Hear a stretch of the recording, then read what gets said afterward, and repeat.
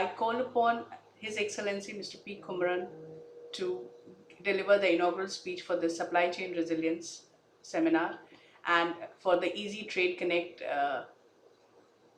platform to be launched today for connecting India and ASEAN via Singapore. Thank you very much, Sri Atul Saxena, Chairman, Indian Importers Chamber of Commerce and Industries, Sri Girija Pandey, Executive Chairman, Apex Avalon Consulting Private Limited, Singapore, and our keynote speaker for today for the inaugural session, Sri S.N. Venkat, Adjunct Faculty, SMU, Ms. Mamta Mandal, of course, Director, Charisma Consulting, Mr. Gurdeep Singh, Founder, Editor, FIInews.com, other distinguished panelists from Singapore and India, and representatives of participating companies from India and Singapore. Good morning or good afternoon to all, depending on whether you are in India or in Singapore. It would be an understatement to say that 2020 has been a very difficult year due to the COVID-19 pandemic. Despite the passage of nearly a year since the onset of the pandemic, it continues to be on the rampage in several parts of the world. The COVID-19 pandemic has caused a simultaneous public health crisis and economic crisis, and that too on a global scale. This created a simultaneous demand and supply shock, seriously disrupting supply chains, and the world economy continues to reel from it. It appears highly unlikely that the world will return to exactly the way things existed before the onset of the pandemic. While some of the changes may be of a temporary nature, others may prove to be more permanent. Some businesses have lost out in a big way, while others see opportunity in this crisis. Some jobs may permanently disappear, while new opportunities may emerge in some sectors. COVID-19 has tested many things that we have taken for granted, including globalization and the free functioning of market forces and supply chains. As there is greater emphasis placed on resilient supply chains, the focus appears to have shifted from just in time to just in case. Self-preservation and self-sufficiency appear to have become more significant motivations now. COVID-19 has compressed years of technology adoption into a few months. The pandemic-driven shift towards remote work, schooling, shopping, and socializing have boosted the adoption of tech products and services. Increasing shifts in favor of work from home and video conferences will also promote growth in the areas of digitalization, cybersecurity, and data centers. Some of the technological behaviors promoted by the pandemic include video conferencing, online shopping, work from home, and distance learning. It will be interesting to see if these changes become permanent or whether they snap back after the pandemic.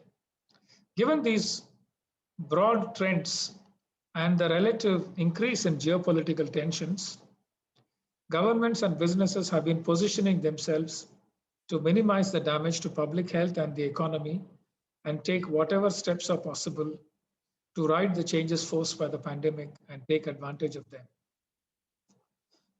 Friends, a particular challenge for the international community has been to navigate the sharper contradictions between the US and China. Both the landscape and the nature of global politics were, in any case, already changing before the pandemic. What COVID-19 did was to add health security, trade security, and job security to the mix. When we think of globalization, we traditionally tend to think of finance, trade, and mobility. But it is equally about the more indivisible challenges like climate change, pandemics, and terrorism. We cannot be in denial of interdependence, but we can certainly argue about its degree and terms, its benefits and risks. And that is taking the shape, amongst others, of conversations about resilient supply chains. Countries and businesses have begun working on minimizing supply chain disruptions by reshoring and nearshoring operations and diversifying FDI partners in a way that minimizes sourcing risks. Diversifying sourcing options, along with the management of geopolitical risks, has led to the announcement of significant regional initiatives for enhancing the resilience of supply chains. This concept is getting traction in other geographies as well. For instance, Europe, which is heavily dependent on international supply networks in many industries, from pharmaceuticals to automotive and electronics, is now being forced to look at their supply chains in a way that they have not done in a long time. The most notable regional response to the repositioning of supply chains due to COVID-19 has been the announcement of the Supply Chain Resilience Initiative, SCRI. At the Economic Ministers meeting held on 1st September 2020, Australia, India, and Japan decided to work towards launching the initiative, highlighting the pressing need for regional cooperation on supply chain resilience in the Indo-Pacific. Development of supply chain resilience is now seen as pivotal for successful global trade. Indian industry is therefore working towards establishing strong business continuity planning frameworks, critical infrastructure, and logistics ecosystems. The government is determined to set its policies right to expedite this process. The last round of discussions on the Supply Chain Resilience Initiative resulted in 4 key outcomes: working towards a trilateral framework, enhancing sea and air connectivity, digitization of trade documents, and establishment of industrial parks. 10 focus sectors were identified. These include petroleum and petrochemicals, auto and auto components, steel and steel products, marine products, pharmaceuticals, medical devices, tourism and travel services, financial services, IT, and skill development. Apart from the first 7 user sectors above, the final 3 sectors in the list, namely financial services, IT, and skill development sectors, are vital to create a thriving supply chain ecosystem in the Indo-Pacific region. While India is working on a multi-pronged strategy to reduce its dependence on China for intermediates, the latter continues to remain the largest source of critical imports for India. From mobile phone components to pharmaceutical ingredients, China's share in India's imports is as high as 70 to 80% in certain sectors, such as organic chemicals, machinery, textile and footwear, electricals and electronics, glass and ceramics, iron and steel, other metal products, furniture and signboards, automobiles, leather and wood, toys, inorganic chemicals and compounds, plastic and rubber, photographic goods and miscellaneous chemicals, and pharmaceutical products. As we can expect, India's own thinking about deeper global economic engagement with the world will be influenced by both the geopolitical divides and the pandemic pressures. There was already a reassessment of FTA experiences, keeping in mind the damaging impact they have had on India's manufacturing. The attention could now well shift to becoming part of global value chains rather than entering into more formal trading arrangements. This would be so, especially as making it easier to do business gains further traction. We are also conscious of the need not just to improve on our own record, but to become competitive vis-à-vis the world. As a pluralistic and open society with a large and growing market economy, India is systemically in sync with the rest of the world, with greater capabilities not just helping itself, but also being a force for good in international relations. And that is why the outlook of Atmanirbhar Bharat, self-reliant India, is important for the world. This is not about protectionism. It is about building greater strengths at home to play more effectively abroad.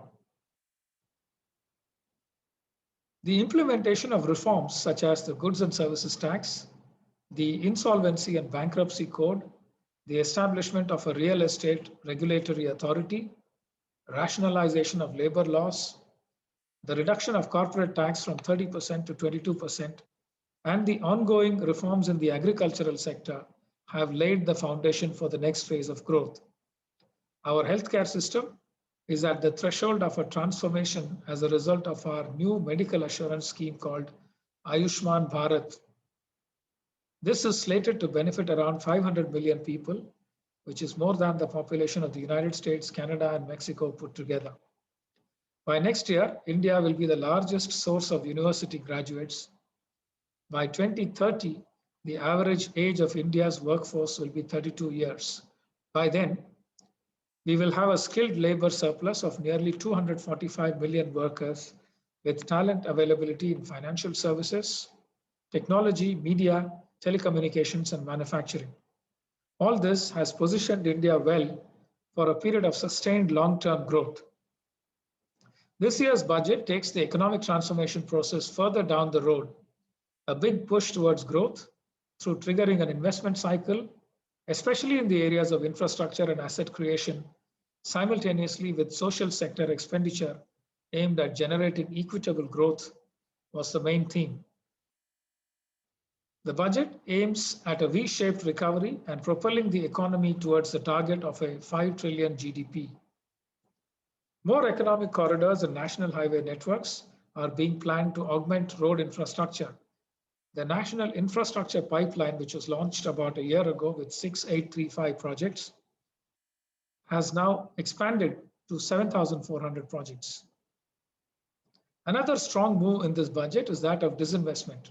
According to the new approach, except for 4 strategic areas, namely atomic energy, space and defense, transport and telecommunications, power, petroleum, coal and other minerals, and banking, insurance and financial services, PSUs in all other sectors will be divested. The government has allocated nearly 3 billion for recapitalization of public sector banks. It has also been decided to create a bad bank in the form of an asset reconstruction and management company for stressed assets management to promote a stable financial regime, creating a more conducive environment for foreign investments. Bold steps such as raising the FDI limit in the insurance sector from 49% to 74% and allowing foreign ownership and control with safeguards will open up the sector in a major way to international players. 7 mega textile parks are envisaged over the next 3 years and will create world-class infrastructure with plug-and-play facilities, enabling India's textile industry to become an integral part of global supply chains. The government has announced production link incentives for 13 priority sectors with total benefits envisaged at $30 billion over the next 5 years to boost manufacturing in India. The government is also rolling out a data center park policy to incentivize the setting up of data centers in India.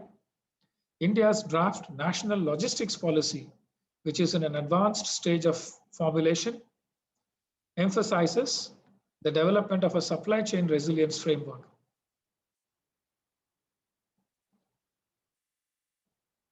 Given all this, there are some key enablers that are required for India's integration into global and regional supply chains.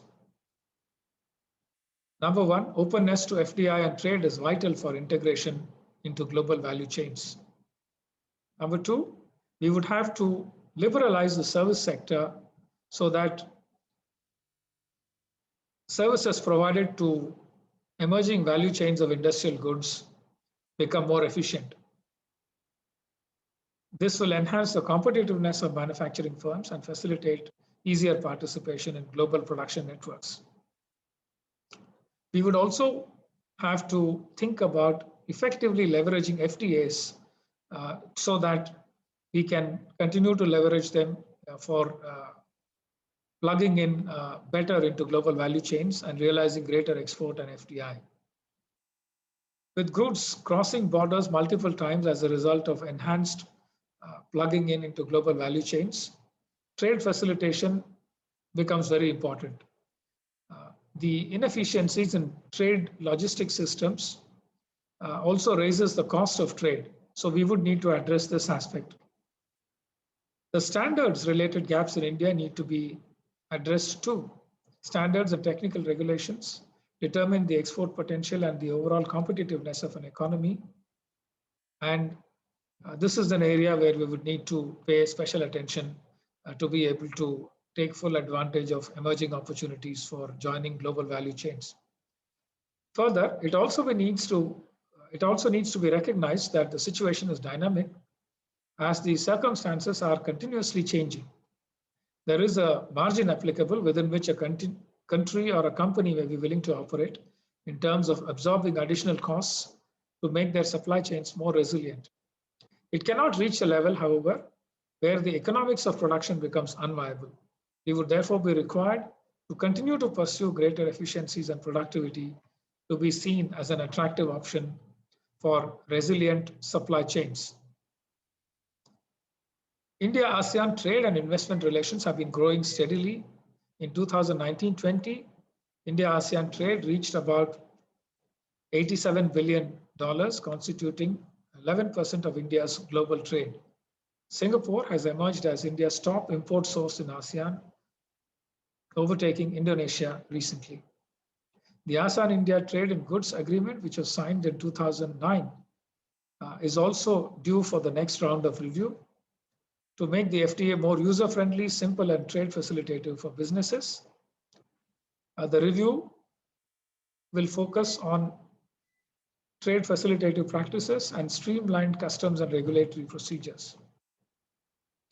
Both sides should also strategize and position our products in regional supply chains to ensure competitive prices and quality, process, and technology.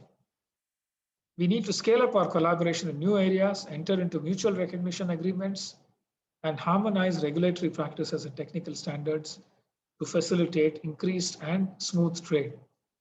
The ASEAN region has made great progress in optimizing the role of trade in the post-pandemic economic recovery with the private and public sector alike to strengthen supply chains and restore trade connectivity.